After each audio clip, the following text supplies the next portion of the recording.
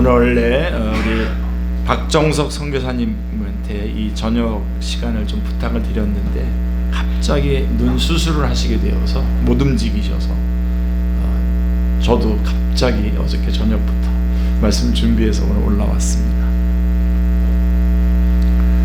예수님께서 탄생하시던 날 밤이었습니다. 별빛만 반짝이는 캄캄한 밤이었습니다. 유대 베들레헴 근처 밖에서 목자들은 자기 양떼를 지키고 있었습니다. 그들에게는 한 천사가 나타났습니다. 그들에게 한 천사가 나타났는데 주님의 천사가 나타나자 주님의 영광이 그들을 두루 비추었습니다. 캄캄하던 세상이 갑자기 환하게 밝아졌습니다. 목자들은 크게 무서워했습니다. 그때 그 천사가 목자들에게 엄청난 소식을 전해주었습니다. 10절부터 12절을 보시면 천사가 이르되 무서워하지 말라, 보라 내가 온 백성에게 미칠 큰 기쁨에 좋은 소식을 너희에게 전하노라. 오늘 다윗의 동네에 너희를 위하여 구주가 나셨으니 곧 그리스도 주시니라. 너희는 가서 강보에 쌓여 구유에 누워있는 아기를 보리니 이것이 너희에게 표적이니라 하더니, 이렇게 말씀하고 있습니다. 이 천사의 말이 마치자 호련히 나타난 수많은 하늘의 천사들 곧 천군이 아기 예수님의 탄생 소식을 전한 천사와 함께 하나님을 찬송했습니다. 그들이 불렀던 찬송의 한 구절을 누가는 우리에게 전해주고 있습니다. 지극히 높은 곳에서는 하나님께 영광이요, 땅에서는 하나님이 기뻐하신 사람들 중에 평화로다. 14절의 말씀입니다. 이 찬송은 천사들의 성탄 축하송이었습니다.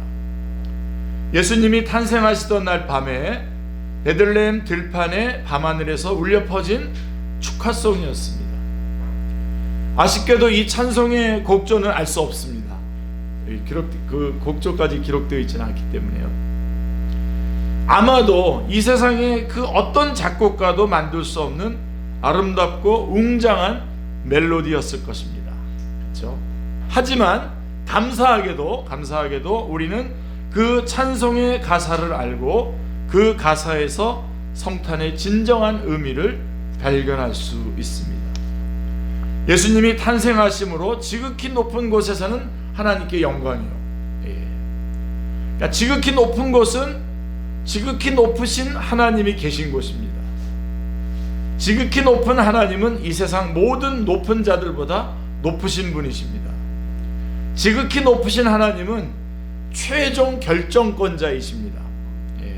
그래서 그분이 결정하시면 아무도 반대할 수 없습니다. 지극히 높은 곳에서는 지극히 높으신 하나님이 결정하시는 대로 이루어집니다. 그 뜻대로 이루어집니다.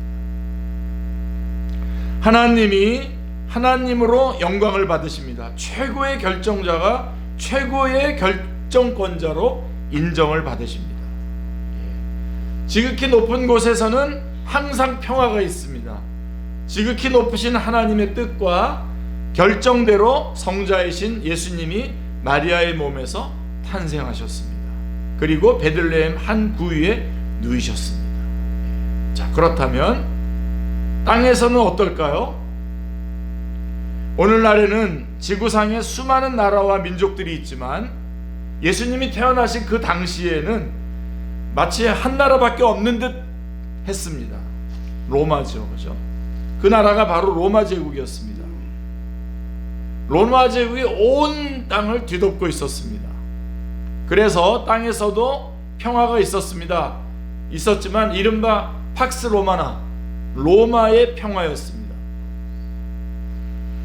로마의 평화는 역사적으로 주전 27년부터 주 180년까지를 이제 그 로마의 평화 시대라고, 팍스 로마나라고 이렇게 불리고 있습니다.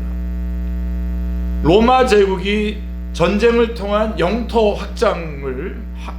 확장을 이제 그 기간엔 최소화하고 오랜 평화를 누렸던 시기입니다. 이 시기에 로마는 도로와 수로 건축 등 대규모 건설 사업을 벌이면서 경제적 번영을 꾀하였습니다.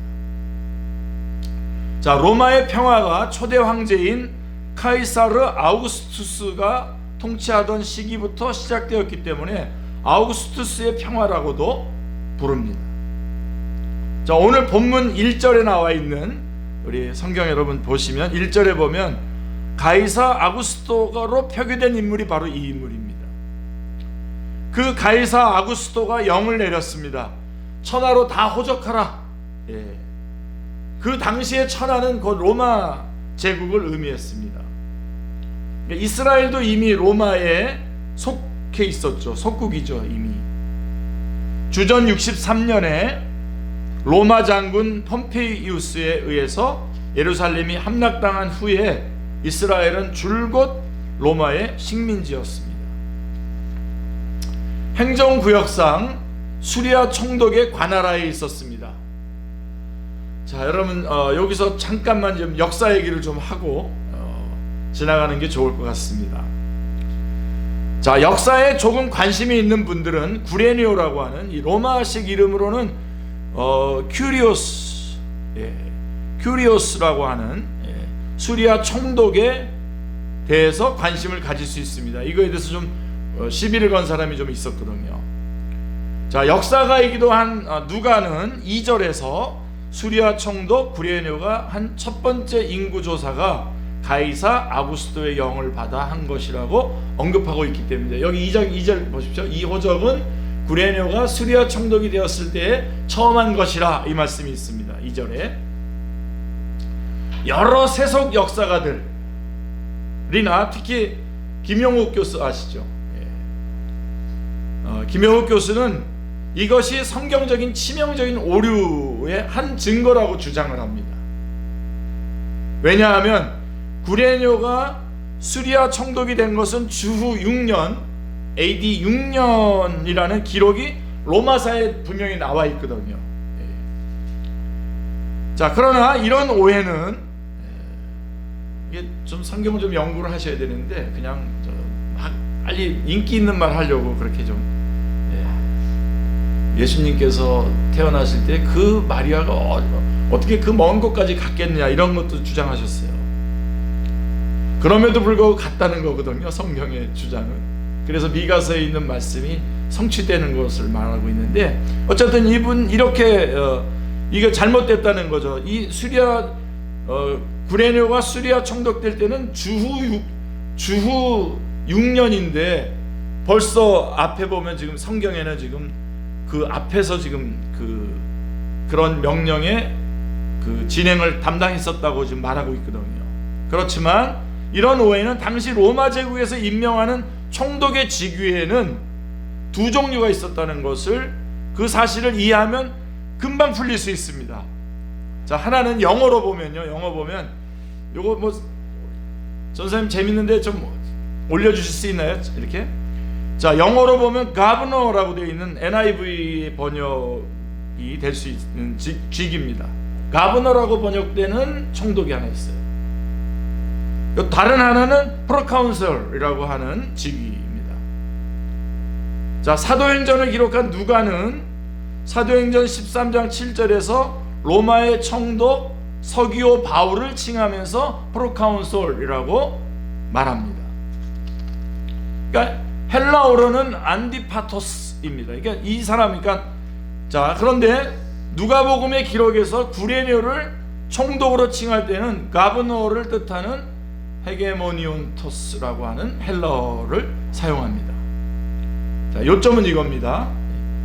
자, 누가는 로마 제국의 총독에 두 가지 직위가 있다는 것을 분명하게 알고 있었고 이것을 적절하게 사용했다는 뜻입니다. 그러니까 여기서 로마 제국의 총독 직위를 조금 더 살펴보는 것이 도움이 될 텐데요. 가브너라고 하는 헤게모니온토스라고 하는 헬라어에 해당하는 총독은 임시직이에요. 임시직이. 그리고 특별한 어떤 일에 대해서 어떤 그 명령을 받고 그것을 그 기간에 가서 수행하는, 그러니까 시험적으로 임명하거나 혹은 특별한 임무를 수행하게 한 경우에 총독을 말하는 겁니다. 이와는 달리 황제의 추천을 받아서 원로원에서 인준하는 총독이 있는데 이것이 정식 총독, 즉 프로카운설입니다. 그러니까 안디파토스인데요.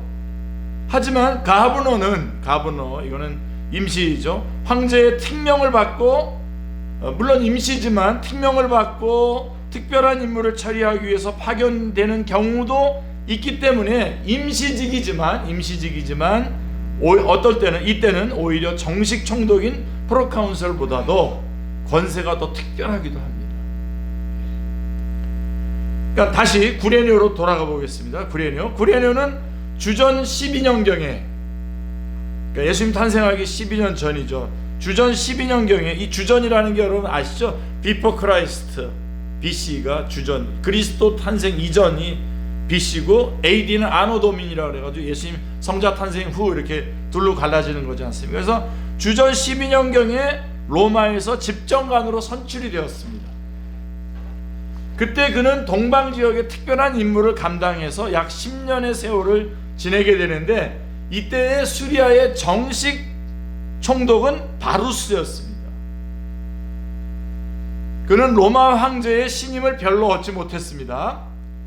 그 속한 자기 백성들의 반란을 두려워해서 소극적으로 통치했기 때문에, 그러니까 실제로 총독은 바루스였는데 황제의 신임을 별로 얻지 못했고, 반면에 구레뇨는 그곳에서의 활동을 통해서 황제의 신임을 얻었습니다.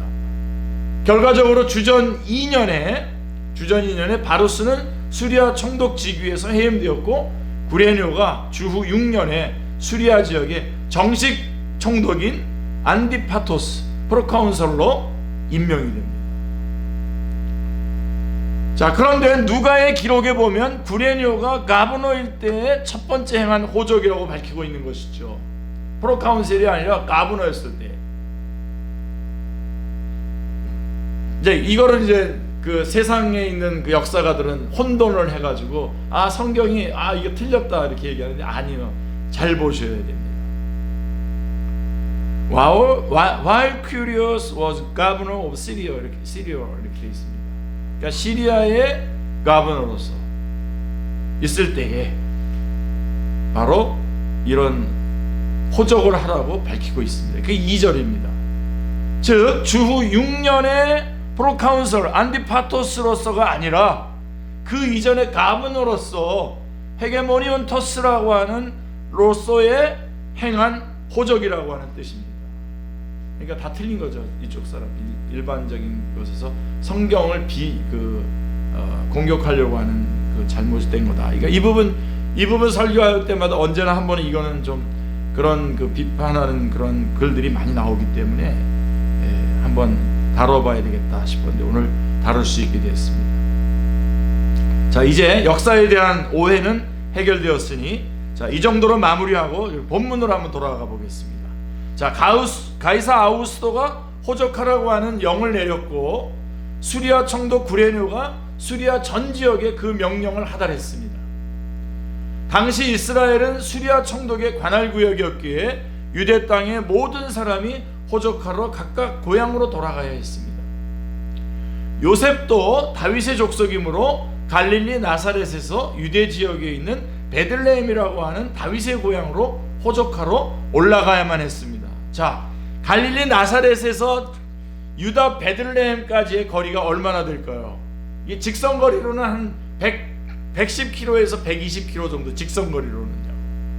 그러나 실제로 이동할 때는 산과 계곡을 피하고 주로 주요 도로를 따르는 경로를 이용했을 가능성이 높은데요. 따라서 실제 여행 거리는 약 140km에서 한 150km 정도 되는 거리로 추정이 됩니다.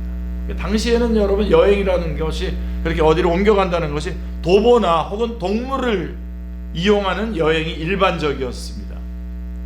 그러니까 하루에 약 30에서 40km 정도를 걸을 수 있었고, 그래서 가정을 한다면, 이 거리를 가정한다면 이 여행은 약 4일 내지 5일 정도가 걸리는 여행이었습니다. 자, 그런데 여러분, 마리아는 지금 어떻게 됐죠? 임신 중입니다. 임신 중이었기 때문에 그들의 이동 속도는 이보다도 훨씬 더 느렸을 것입니다. 그렇죠? 그래서 긴 여행 끝에 요셉과 마리아는 베들레헴에 도착했습니다. 거기 있을 때에 마리아의 해산날이 이르렀습니다. 찾아왔어요. 요셉과 마리아는 첫 아들을 낳아서 강보로 싸서 구유에 누웠습니다. 왜냐하면 여관에 있을 곳이 없었기 때문입니다. 로마 황제의 호적하라고 하는 명령으로 베들레헴에도 많은 사람들이 몰려들었을 것입니다. 머물 곳을 찾기 어려웠습니다. 결국 마리아와 요셉은 여관이나 사람이 머물 수 있는 일반적인 공간 대신에 마구간이나 짐승들이 있는 공간에 머물게 되었던 것입니다. 구유는 가축들이 먹이를 먹는 여물통이죠. 그러니까 요셉과 마리아가 머물렀던 곳이 마구간이었기 때문에 구유가 아이를 눕힐 수 있는 가장 적합한 장소였을 것입니다. 이는 아이를 안전하게 보호할 수 있는 공간이기도 했습니다. 자, 우리는 이 장면을 누구나 쉽게 상상할 수 있습니다.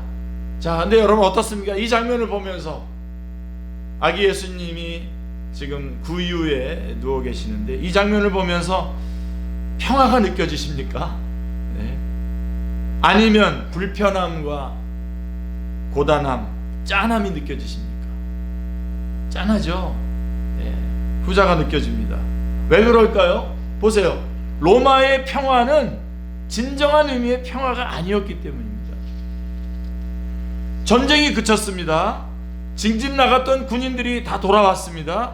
여행이 자유로워졌습니다. 경제가 부흥했습니다. 돈 있는 사람들은 원형 경기장에 가서 검투사들의 경기를 즐겼습니다. 겉으로는 평화스러웠어요. 그러나 그것은 진정한 평화가 아니었습니다.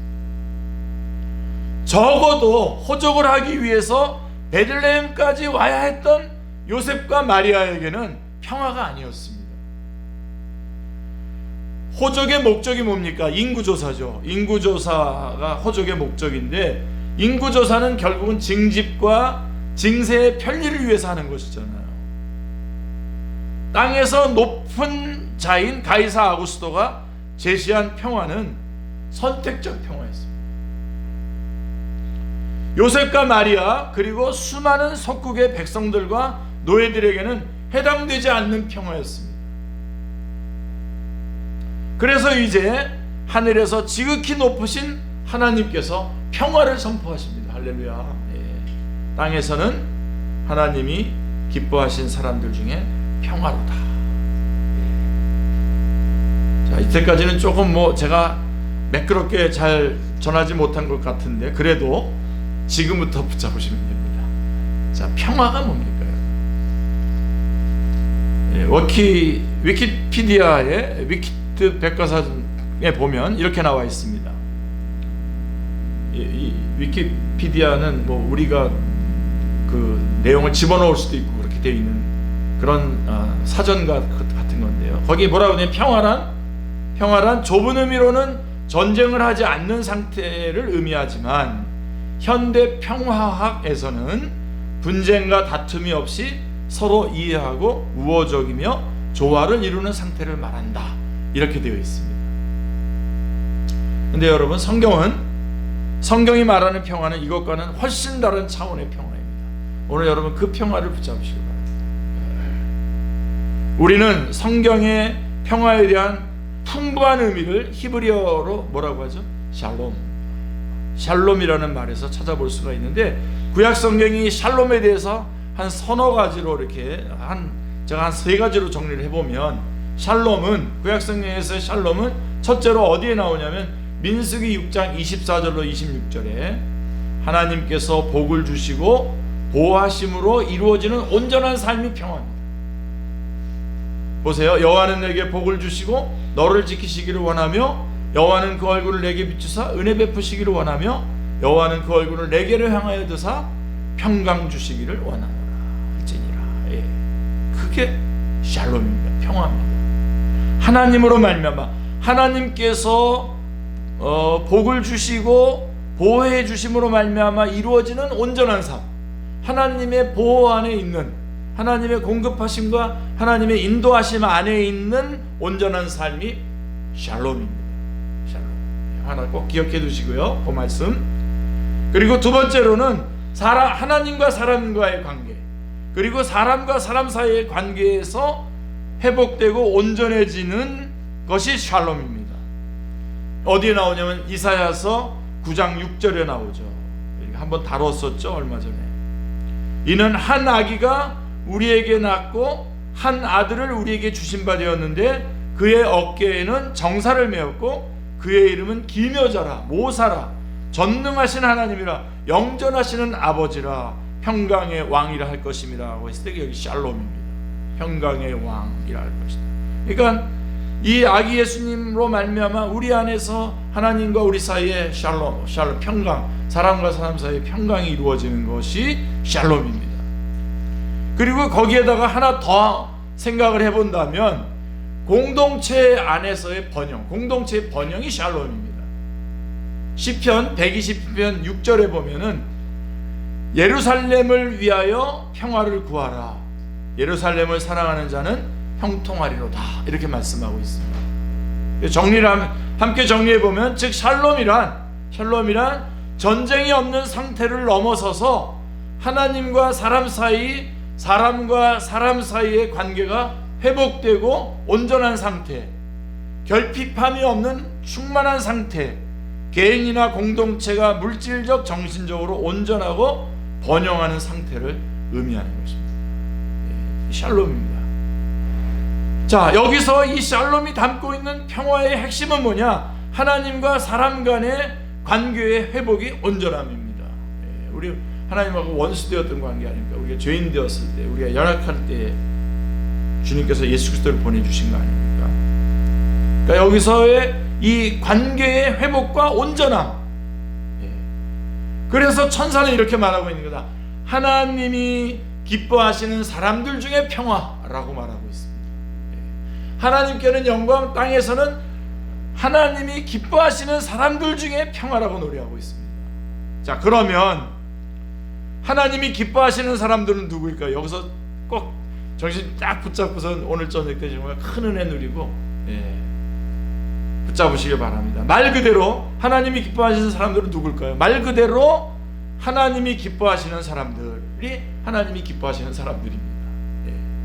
자, 하나님이 반가워하는 사람들. 우리 아까 우리 형제 집사님 왔을 때 우리 막 반가워했잖아요. 나도 좀 인기 관리 좀 그렇게 해야 되는데. 자, 이 본문의 마리아와 요셉과 같은 사람들, 목자들, 그 다음에 사가랴와 엘리사벳 같은 사람들이 바로 하나님이 기뻐하시는 사람들입니다. 그런데 여러분 그거 잠깐 내려놓으시고, 하나님이 기뻐하시는 사람들 중에 첫 번째 사람이 있습니다. 누구죠? 그분이 누구일까요? 예수님이죠. 사람으로 이 땅에 오신, 바로 아기로 태어나서 구유에 누이신 예수님이십니다. 하나님은 예수님께서 요단강에서 세례를 받으심으로써 공생애를 시작하실 때에 이렇게 말씀하셨어요. 마가복음 1장 11절에 보시면, 너는 내 사랑하는 아들이라 내가 너를 기뻐하노라 라고 말씀하고 있습니다. 그리고 변화산에서 세 제자에게도 말씀하셨어요. 이는 내 사랑하는 아들이니 너희는 그의 말을 들으라 라고 말씀하고 있습니다. 마가복음 9장 7절에서 말씀하고 있습니다. 그러니까 하나님은 하나님의 아들, 사랑하는 자, 기뻐하시는 아기 예수님 안에 하늘의 평화를 담아서 이 땅에 선물로 보내주셨습니다. 이걸 놓치지 말죠. 예수 그리스도 안에 평화가 있습니다. 그분을 이 땅에 보내주신 것입니다. 그래서 이 땅에서도 하나님이 기뻐하시는 모든 사람들이 그 평화를 얻게 하셨습니다. 이 땅에서도 거짓, 그 박스로마나 같은 그런 거짓 평화가 아니라 참 평화를 얻게 하셨습니다. 예수님은 이 땅에 오신 하나님의 샬롬입니다. 아멘. 그러니 우리는 어떻게 해야 할까요? 예수님이 이 땅에 오신 샬롬인데, 그럼 우리는 어떻게 해야 될까요? 먼저 하나님께서 우리에게 주신 성탄 선물, 하늘의 평화를 가져오신 예수님을 받아들여야 됩니다. 영접하셔야 됩니다. 아직도 예수님이 여러분의 구주와 주님이 아니신 분 있습니까? 우리 용정자님 지난번에 영접하셨죠? 예수님이 누구세요? 나의 구주, 나의 하나님. 지난번에 고백했죠. 우리 용정재님이 우리 교회에 오시면서 제일 큰 선물이 그거죠. 하나님께서 주신 선물, 예수님을 믿게 하신 거죠. 그걸 받아들이는 겁니다. 그게 첫 번째로 우리가 해야 될 일입니다. 예수님을 통해서 주시는 하늘의 평화를 맛보고 누려야 합니다. 예수님은 제자들에게 말씀하셨습니다. 평안을 너에게 끼치노니 나의 평안을 너에게 주노라. 내가 너에게 주는 것은 세상이 주는 것과 같지 아니하니라. 너희는 마음에 근심하지도 말고 두려워하지도 말라. 요한복음 14장 27절에 말씀하고 있습니다. 예수님이 주시는 이 평화는 이 세상이 주는 평화와 같지 않습니다. 그 평화는 하나님이 우리에게 주시는 평화입니다. 사실 주님인 예수 그리스도께서, 주님께서 내 안에 있는 것을 내 평안을 너에게 주노라 그랬을 때 그 평안이 어느 정도 평안이냐면요, 막 풍랑이 몰아치는 그 배에서 다들 막 죽겠다 그러는데 그때도 거기에 배의 고물에 베게 하시고 주무실 수 있는 그런 평안입니다. 하나님이 주시는 평안입니다. 모든 염려와 근심과 두려움을 물리칠 수 있는 평화입니다. 하나님과 우리 사이, 그리고 성도들 사이를 회복하고 온전하게 하시는 평화입니다. 우리 여러분 이 찬양 아시죠? 주는 평화. 주는 평화 아시는 분은 같이요. 주는 평화 막힌 담을 모두 허셨네. 주는 평화, 우리의 평화. 주는 평화, 우리의 평화. 주는 평화, 막힌 담을 모두 허셨네. 막힌 담을 모두 허셨네. 주는 평화, 우리의 평화. 염려다 맡기라. 염려다 맡기라. 주가 돌보시니. 주는 평화, 우리의 평화. 염려다 맡기라. 주가 돌보시니. 주는 평화, 우리의 평화. 크리스마스는 바로 이겁니다. 이 평화를 우리에게 주시는 거예요. 그 평화를 예수님에게 담으셔서 우리 가운데 보내주셨어요. 이 평화이신 예수님을 영접하고 누리시기를 기도합니다. 그리고 두 번째로 우리는 그럼 어떻게 해야 되냐? 우리 이 평화이신 예수 그리스도를 영접하고 우리가 누려야 되는데, 두 번째로 우리는 그 다음에 어떻게 되냐? 세상 사람들에게 평화를 전하는 도구가 되어야 합니다. 아멘. 여기까지 가셔야 됩니다. 우리가 사는 세상은 겉으로는 평화스럽습니다. 겉으로는 평화스러워요. 그러나 조금만 안으로 들어가 보면요, 진정한 평화를 찾을 수가 없습니다. 정말 정신없습니다. 자, 우리 남북분단, 동서갈등, 빈부격차, 그 다음에 여러분 페민, 남녀간의 혐오, 무시무시합니다 이거. 그 다음에 좌우대결, 하루도 평화로운 날이 없습니다. 온 세계가 그래요 지금. 현재도 우리나라의 앞날에 드리운 이 먹구름을 바라보면서 걱정하고 염려하는 분들이 많습니다. 각 개인을 보면, 개인은 어떨까요? 개인을 보면은 사람들 다 잘 사는 것처럼 보여요. 그래서 사실은 좀 이렇게 모임 같은 거 이렇게 만나면 그냥 하나님의 말씀만 하고 싶어요. 이렇게 잠깐만 삶을 나누다 보면은 어떻게 감당해? 저는 목회자로서 정말 막 거의 시체같이 됩니다. 그 말을 듣고 나면. 그래서 어떨 때는 내가 기도해 줄 사람이 더 많이 늘어났다가니 못 감당하겠다, 그럴 정도가 될 정도입니다. 사실 각 개인을 벌어보면 잘 사는 것 같지만 그러나 그렇지 않습니다. 그 안에 염려, 걱정, 두려움, 시기, 질투, 미움, 아주 시끄럽습니다. 그 안에. 어떤 분 그랬어요 저한테. 목사님, 단 1시간만이라도 마음이 편했으면 좋겠어요. 1시간만. 자, 그럼 이때 우리 그리스도인은, 교회는 어떻게 해야 할까요? 평화의 도구가 되어요. 평화의 도구. 하나님이 이 땅에 선물로 주신 이 평화를 소개해야 됩니다. 예수님을 소개해야 됩니다. 우리가 여러분 이 땅에 남아있는 이유는 이거밖에 없어요. 다른 거 자꾸 갖다 붙이지 마세요. 제가 나가는 우리 그 SK 그 기독선 교회에 있는 그 자매 한 분이 자꾸만 이제 그 또 우리 한 형제님이 자주 물어보거든요. 기도 제목 내라고 그러면, 기도 제목이 뭐가 있어요? 그의 나라와 그의 의를 구하면 되지. 네, 저는 우리 그리스도인의 삶의 이유가 뭐냐? 바로 이 평화를 내가 누리고 있는데 이거를 전하는 겁니다. 이거를 소개하려고 우리 이 땅에 남아있는 겁니다. 그래서 하나님께서 건강도 주신 거고, 가정도 주신 거고, 그렇기 때문에 일터도 주신 거고, 그래서 주신 건데 거꾸로 가면 안 되죠. 예수 그리스도를 전하는 거죠. 그게 크리스마스에 우리에게 주시는 가장 강력한 확성기입니다. 확성기로 우리에게 주시는 말씀입니다. 예수 그리스도만이 우리의 진정한 샬롬입니다 라고 전해줘야 됩니다.